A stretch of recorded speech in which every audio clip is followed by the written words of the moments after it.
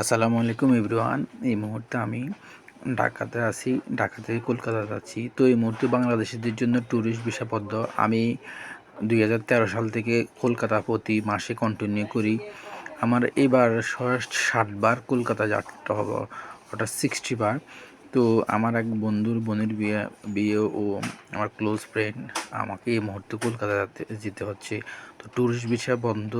তো আমি কি করব এখন? এই মুহূর্তে আমি মেডিকেল ভিসা নিয়ে কলকাতা অবস্থান করতেছি।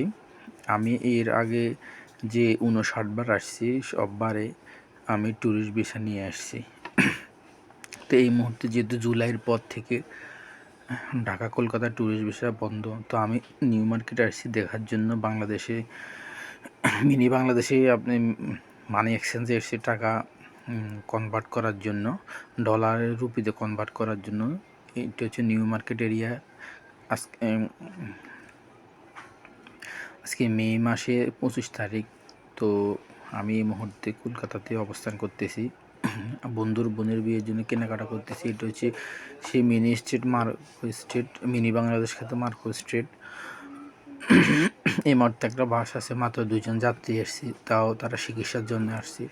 তো আমি যেখানে বাংলাদেশিদের খাকা করতো, হাজার হাজার বাংলাদেশি এখানে অবস্থান করতো, ওইখানে কোনো বাংলাদেশি পর্যটক নেই।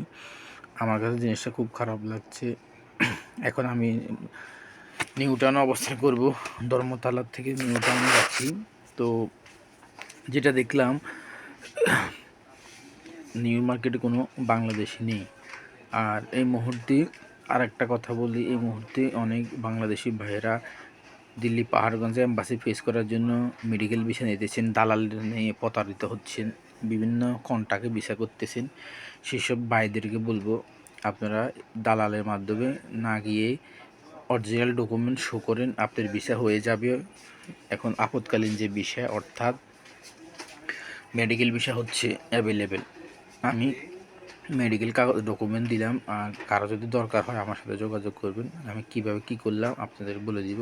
তো আমার প্রিয় জায়গা সেই ভিক্টোরিয়াতে আসা, কারণ আমি কলকাতা আসলে ভিক্টোরিয়া অবশ্যই আসি।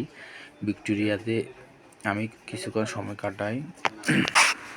তো গত জুলাই মাস থেকে বাংলাদেশের মিডিয়া থেকে শুরু করে কিছু সোশ্যাল মিডিয়া, কিছু দালাল মিডিয়া বাংলাদেশকে নিয়ে বিভিন্ন কথাবার্তা বলতেছে। তো আমার এখানে কিছু ভিডিও আছে, আমি আগের এর সাথে অ্যাড করছি।